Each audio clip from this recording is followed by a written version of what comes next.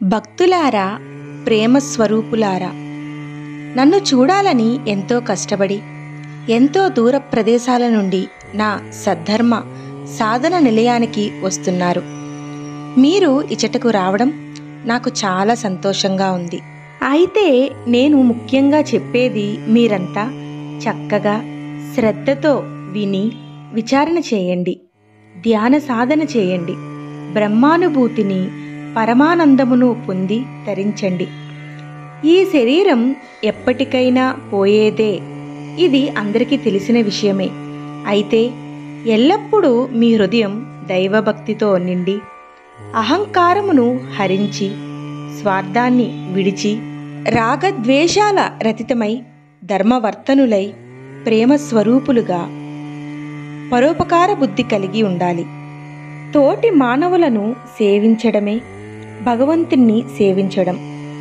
సకల జీవకోటికి సేవతోటి మానవ సేవయే మాధవ సేవగా తలిచి సేవ చేయడంలో గాని ఆ సేవను పొందడంలో గాని చిన్నా పెద్ద, పేద ధనిక అనే భేదం లేదు. ఎవరు ఎవరికి ఎప్పుడు ఎలా సహాయపడతారో, ఎవరికి ఎప్పుడు ఏ సహాయం అవసరం అవుతుందో ఎవరికీ తెలియని విషయం. ఒక మనిషి కష్టాల్లో ఉన్నప్పుడు కానీ అవసరాల్లో ఉన్నప్పుడు కానీ మనం చేసే సహాయం వలన ఆ వ్యక్తి కళ్ళల్లో కనిపించే ఆనందం అనిర్వచనీయం, వెలకట్టలేనిది.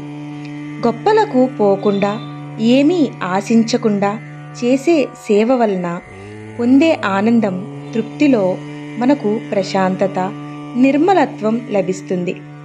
ఈ జీవితానికి ఇలాంటి ఆనందం, తృప్తి చాలు అనిపిస్తుంది. అందుకే ప్రతి ఒక్కరూ ఒకరికి ఒకరు తోడుగా కష్టసుఖములను పంచుకొని జీవిస్తారని ఆశపడుతున్నాను. యా దేవి సర్వభూతేషు బుద్ధిరూపేణ సంస్థిత.